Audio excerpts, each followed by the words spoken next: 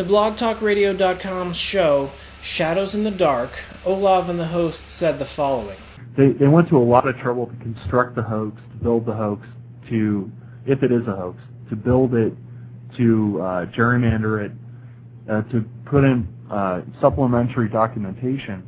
I agree with Olav that the authors behind John Titor went to a lot of trouble to construct the hoax.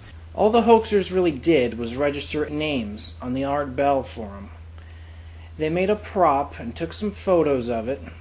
Then they drew some nice drawings. They typed up some fake documents. The hardest part would have been writing the story. But that's not an impossible task.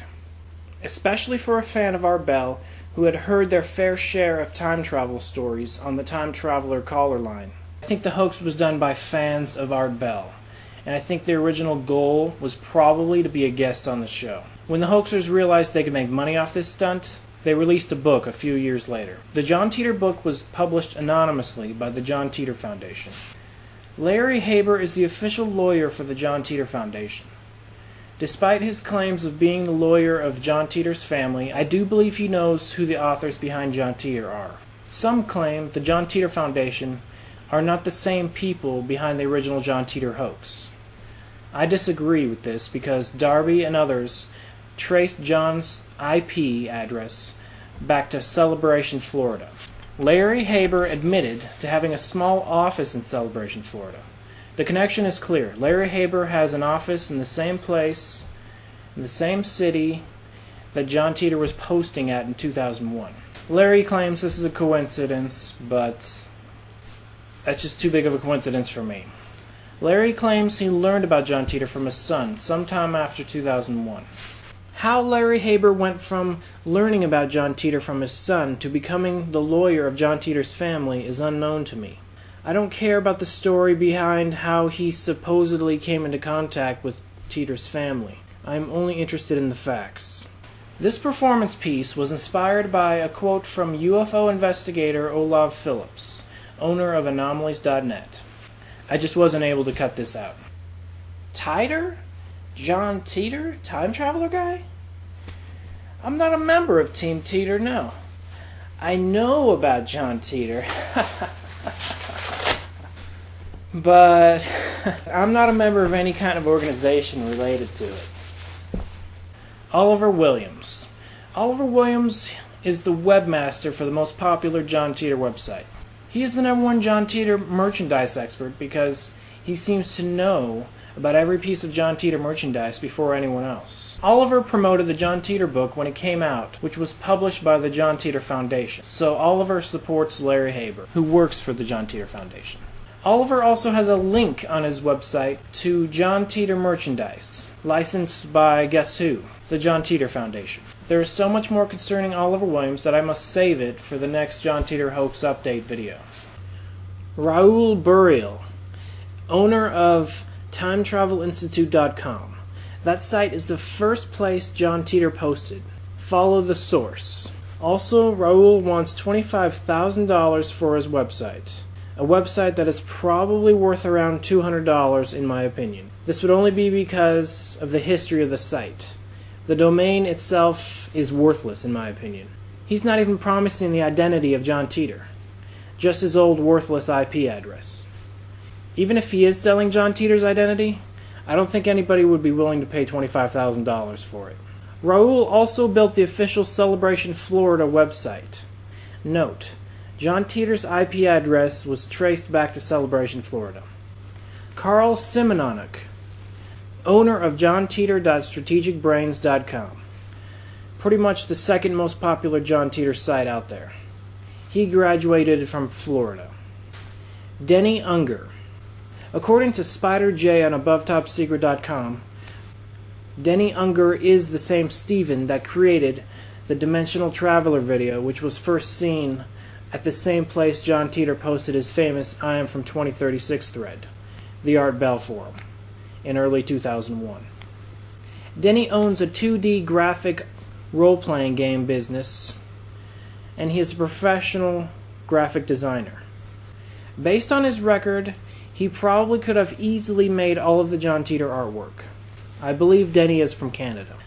I'm sorry to the Anomalies.net people. namely Olaf Phillips and Phil Fjord.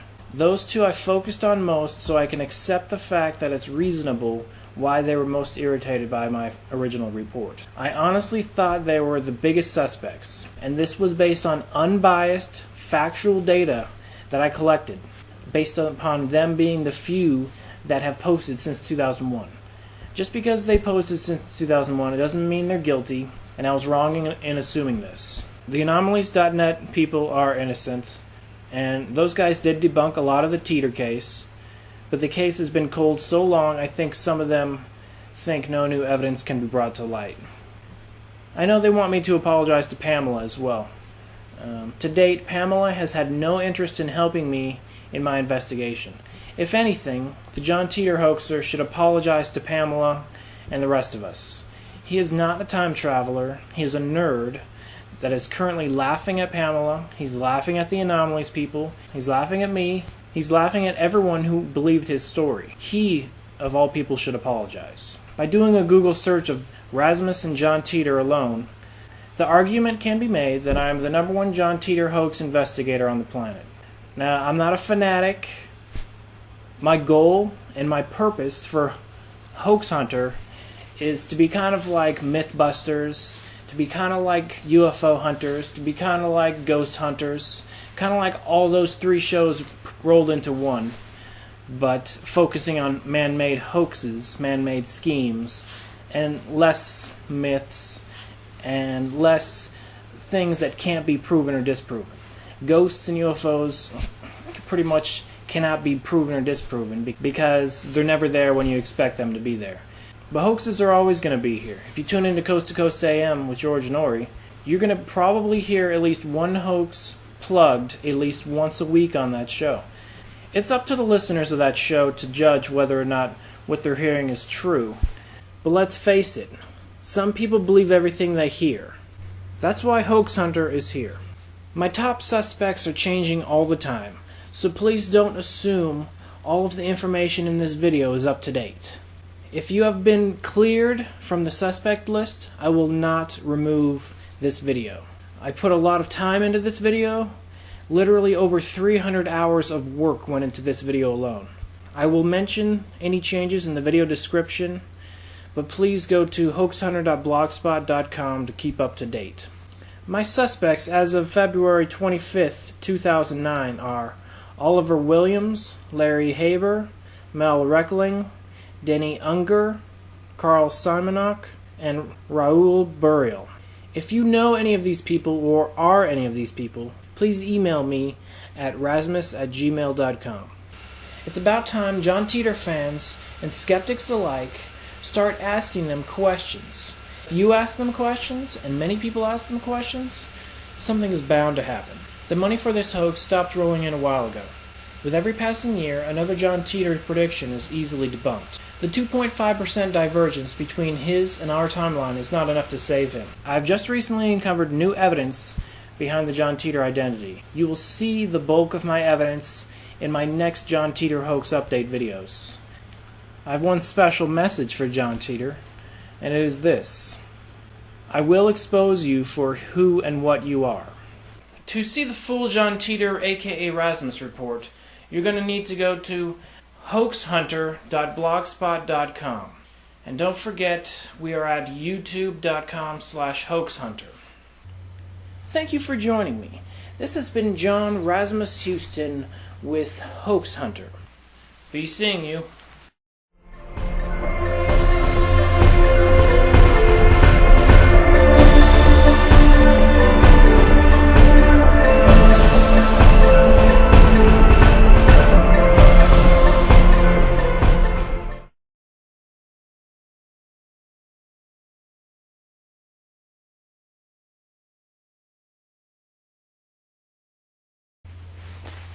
What happened to my logo t-shirt? Oh no!